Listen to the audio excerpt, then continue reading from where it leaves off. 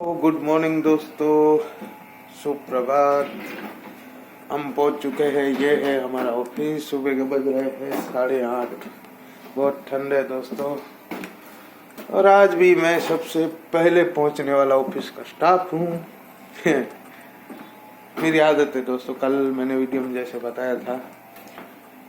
बहुत ठंड है दोस्तों। आज बाइक पे तो हालत खराब हो जाती है। ये देखिए, ये है मेरा लैपटॉप, ये है चेयर मेरा, ये है बैग। बहुत ठंडी है। अभी हम पहुंच चुके हैं ऑफिस और स्टार्ट करेंगे सुबह का मॉर्निंग का रिपोर्ट। कल क्या क्या हुआ है वो भी भेजना बाकी है, रिपोर्टिंग। चलिए, तो पहले करते हैं काम, फिर दूसरा काम। देखते रहिए आगे का ब्लॉग। आपका दिन शुभ रहे, और स्टार्ट करते हैं आज का दिन के ब्लॉग। हेलो, गुड आफ्टरनून दोस्तों। अभी बज रहे हैं 12:30, और थोड़ा बहुत काम बाकी था, थोड़ा काम छूटा हुआ है। लेकिन आज कुछ ऑफिस में ऐसा हुआ कि मैं तुरंत ऑफिस से बाहर आके वीडियो बनाने आ गया। दोस्तों, ये वीडियो है अपने हिंदुस्तान की हर एक फैमिली, हर एक माँ, खास करके उन देश की माँओं के लिए। देखिए दोस्तों, वीडियो पूरा देखिएगा तो आपको पता चलेगा मैं कहना क्या चाहता हूँ। लास्ट तक देखिएगा। हम लोग ऑफिस में आज बैठे थे, बात चल रहा था टिकटॉक पे, जो अभी बंद हो चुका है, ठीक है। तभी एक ड्राइवर, सोचिए, एक ट्रक ड्राइवर आके बोला कि हिंदुस्तान का सबसे घटिया मोबाइल पे चलने वाला ऐप था टिकटॉक। पता, वो तो ड्राइवर था, लेकिन उसने यहाँ तक कह दिया कि अपनी जो पुरानी संस्कृति है उसको बर्बाद करके उसने रख दिया था। अब उसने कुछ देखा होगा टिकटॉक, तो आप सब ने भी देखा होगा। हालांकि अभी बैन हो चुका है, लेकिन मैंने भी देखा था टिकटॉक, मैं भी मना नहीं करूँगा। लेकिन क्या उसमें दिखा रहे थे ना दोस्तों, कि आप देख नहीं सकते हो, उतना घटिया। और शर्म हया सब छोड़ के क्या क्या बताऊं, क्या क्या नहीं दिखाते थे। लड़के लड़कियां दोनों, और उनके माँ बाप भी पता नहीं कैसे थे, जो उन लोगों को ये सब करने की परमिशन दे रहे थे, या उनको पता नहीं था। उसने तो यहाँ तक कह दिया हम लोगों को कि आज हिंदुस्तान का 90% बच्चों के हाथ में मोबाइल है, और वो मोबाइल लॉक्ड है। ऐसा 10% बच्चे लोग मिलेंगे जो अपना मोबाइल अपने माँ बाप को सामने ऐसे फेंक के बोल सकते हैं, भाई ये लो मेरा मोबाइल चेक कर लो। ऐसे 10% निकलेंगे। बताओ, वो ड्राइवर कितना, एक ड्राइवर, उसकी एज कम से कम 50 या 60 के बीच में होगी, उन लोगों ने हमको बताया। सेकंड चीज उसने बताई दोस्तों कि टीवी। वो बोला, मैं जब भी गांव जाता हूँ, वो यहाँ गुजरात में ट्रक चलाता है, शायद यूपी या बिहार का था। गांव जाता हूँ मैं, टीवी ऑन करके सिर्फ न्यूज़ चैनल के सिवाय कुछ नहीं देखता हूँ, क्योंकि आजकल की जो फिल्में बन रही हैं, और वो आप फैमिली के साथ बैठ के देख नहीं सकते हो। ये हालत है हमारे हिंदुस्तान की। यही सोच के हमारे देश के जो योद्धा थे, क्या महाराणा प्रताप, शिवाजी, यही सोच के अपनी जान दी होगी कि आज ये देश इस हालत पे पहुंचे। और ये खास अपनी हर फैमिली में एक कोई बड़ा होता है, या तो आप उसको माता कहे या पिता कहे। वो अपने बच्चों को क्या संस्कार देना चाहते हैं, वो उनके ऊपर डिपेंड है। अभी बीच में आपको पता है, या तो आप व्हाट्सएप में उसका वीडियो भी वायरल हुआ था। एक बहुत बड़ी कंपनी थी जिसका नाम नीचे सब टाइटल में आता था, द कंप्लीट मैन। मतलब हम कंप्लीट करके देते हैं आदमियों को। उसी बंदे को बॉम्बे में उसके ही लड़के ने एक पुराने फ्लैट में अकेले रहने के लिए छोड़ दिया था। एक टूटी फूटी गाड़ी दे दी थी, करोड़ों रुपया उसने कमाए उसके बेटे के लिए। उसके बेटे ने उसकी क्या हालत की। मैं ये तो नहीं बता सकता हूँ कि ये सब उसने टीवी से सीखा, टिकटॉक से, मोबाइल से, जहाँ से भी उसने सीखा। लेकिन अगर वो जगह आप होते तो क्या करोगे? दोस्तों आप अपने, मैं ये हर माँ को, हर एक बाप को कहना चाहूँ, मैं छोटा मुँह बड़ी बात करता हूँ, अगर ज़्यादा बोल दूँ तो क्षमा कीजिएगा, लेकिन आप अपने बच्चों को उसका भविष्य और अपना खुद का भविष्य आप ही सिखा सकते हो।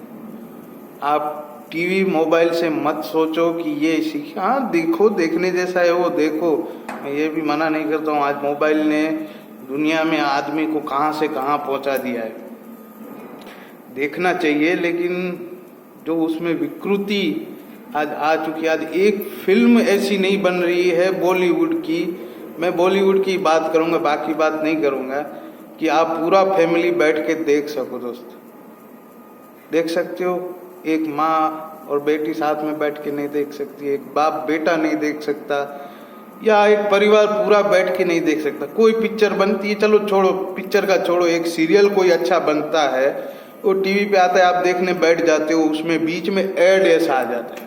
सोचिए, हमारी संस्कृति का विनाश करने के लिए उन लोगों ने कितना वो करके रखा है कि आप किधर न किधर आप उसमें वो देखना ही पड़ेगा। लेकिन वो सब आपके हाथों में है। आपके बच्चे को आपको कहाँ लेके जाना है, और आपको आपका भविष्य और उसका भविष्य कहाँ रखना है, वो दोस्तों आपके हाथ में है। वो जो मैंने पहले बात कही, द कंप्लीट मैन, करोड़ों की कंपनी खोल के रखी, उस नीचे सब टाइटल भी रख दिया। आपको वो सब टाइटल फिर से बताते हूँ, द कंप्लीट मैन। अब वो कंपनी आप समझ जाइए कौन सी है, मैं नाम नहीं लूँगा। उसने सोचा था ये सब होगा उसके साथ।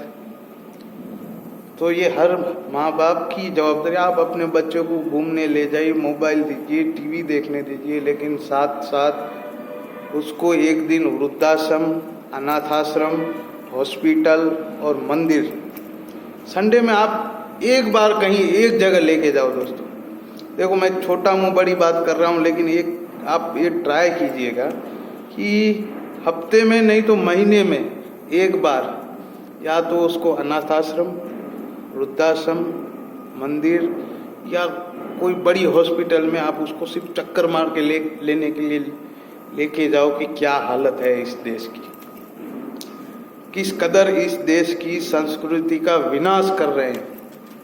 और हम ही लोग कर रहे हैं, कोई बाहर से आके नहीं कर रहा है। वो तो कुछ भी करेंगे, लेकिन हमारा दिमाग कहाँ है। आज एक माँ अपनी बेटी के साथ बैठ के उसका मोबाइल नहीं देख सकती, वो उसका नहीं देख सकती।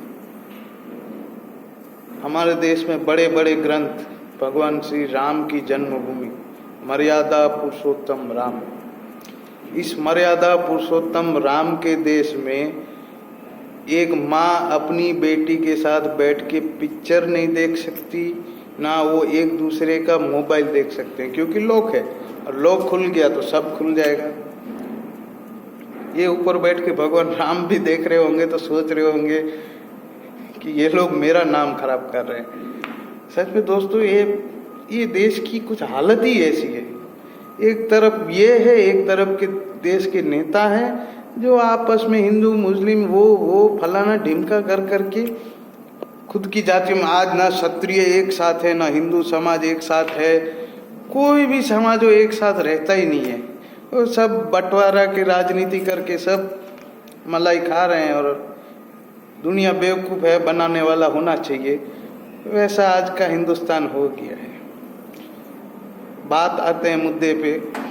आज ये देश की, आप एक बार तो साल में, महीने में, कभी भी आपको ऐसा लगे कि मेरा और मेरे फैमिली का फ्यूचर सेव करना है, तो एक बार उसको वृद्धाश्रम, अनाथाश्रम, मंदिर या तो कोई हॉस्पिटल में लेके जाओ, उसको दिखाओ ये है। और दोस्तों, आप संडे को कभी फ्री हो ना, तो आप में से कुछ ही लोग निकलेंगे जिनको बच्चे लोगों को ये पता होगा श्रवण कुमार कौन था, नचिकेता कौन था, गीता के कितने उपदेश है, गीता ग्रंथ किस लिए बना है, भागवत में कौन से श्लोक आते हैं। मुझे भी नहीं पता है, मेरे को थोड़ा बहुत पता है। मैं भी बड़ी बड़ी बातें कर दूं और फिर आप बोले खुद को पता नहीं और हमको भाषण देने निकल चुका है। मेरे को कोई शौक नहीं है दोस्तों, ये तो बात सुनी तो मैं सोचा चलो इस पे वीडियो बना देते हैं। आप सिर्फ 24 घंटे में शाम को एक साथ बैठ के सब खाना खाइए और सिर्फ एक कथा इस देश के वीरों की या महाभारत की या कोई ऐसे लोग की कीजिए कि रोज कुछ नई कहानी कीजिए जो आपके बच्चे बैठे हो तब, और पूरा फैमिली, मैं तो बोलता हूँ एक साथ खाने के टेबल पे आइए और एक साथ चर्चा कीजिए ताकि उसमें से कुछ ना कुछ मुद्दा निकलता जाएगा। और मैं ये खास जवाबदारी देना चाहूँगा देश की हर माँ को, क्योंकि माँ जो सिखा पाती है ना वो बाप कभी नहीं सिखा पाएगा।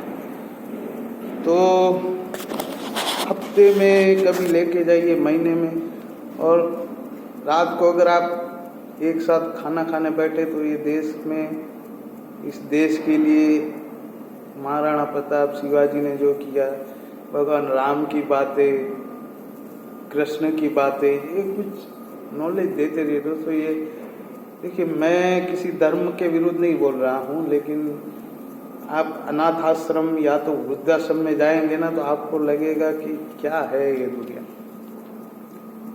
एक बच्चे को अपनी माँ ने 9 महीने तक उसका वजन उठाया, उसका बाप उसको बड़ा होते तक उसके लिए क्या क्या नहीं किया, दोनों ने किया। और जब वो लोग चल नहीं पाते तब उसको अनाथ आश्रम भेज देते हैं। मुस्लिम धर्म देखो, भले अपन माइनॉरिटी कहते हैं, लेकिन उनका 90 या 80% लोग आपको वृद्धाश्रम में देखने को नहीं मिलेगा दोस्तों। वो अपने धर्म के लिए, उनके कुरान में शायद लिखा गया है कि आपको अगर जन्नत जाना है ना तो जन्नत का पहला पायदान आपके माता पिता है। तो ये हमारे धर्म में भी लिखा गया है, लेकिन मंदिर के बाहर से निकलते हमको मंदिर में जाने का आलस आता है तो किताब उठा के पढ़ने वाला कौन है। इसलिए मैं बोलता हूँ आप कम से कम लंच टाइम पे या तो डिनर टाइम पे इंग्लिश में ये एक मुद्दा बनाइए या तो एक कहानी बनाइए कि आपके बच्चे हो, तभी ये चर्चा शुरू कीजिए। तो क्या है दोस्तों, आपके बच्चों को भी हमारा इतिहास पता रहेगा और जो ग्रंथ में है वो भी पता रहेगा, और वो भी एक बार सोचेंगे कि ये बात में कुछ तो है। वो कंप्लीट द मैन वाला नहीं होना चाहिए कि करोड़ों रुपए अपने बच्चे के लिए कमाया और वो फिर कोई फायदा नहीं है दोस्तों। और ये भी मैं बक बक कर रहा हूँ, ये भी कोई मेरे को नहीं लगता उतना वो होने वाला है। लेकिन देखो भाई, मेरा तो मैं हर वीडियो में कहता हूँ गाजर का पिपूड़ी बजे तब तक ठीक है, नहीं तो अपन खा के मौज करेंगे। ये हर देश की माँओं की जवाबदारी ज़्यादा बनती है, क्योंकि बाप तो बेचारा पूरा दिन उनकी रोटी, कपड़ा और मकान के लिए दौड़ता रहता है।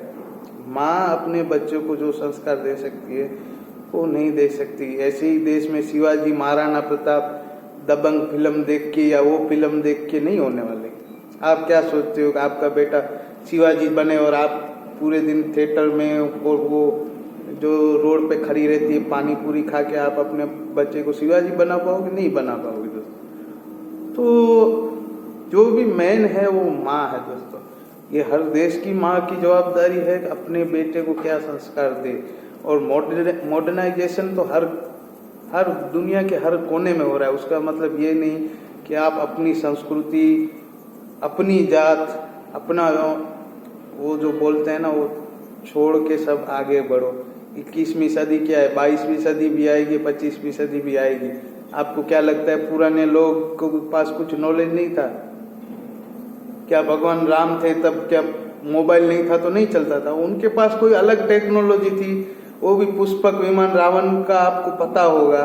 वो हनुमान जी का भी आपको जड़ी बूटी लेके आए वो भी पता होगा। तो अपन वहां तक तो अभी पहुंचे ही नहीं है। अपना क्या है कि ये विमान अपने कितना ये न्यूक्लियर बम बना लिया भाई। ब्रह्मास्त्र का नाम सुना था आपने? वो न्यूक्लियर बम से भी बड़ा था।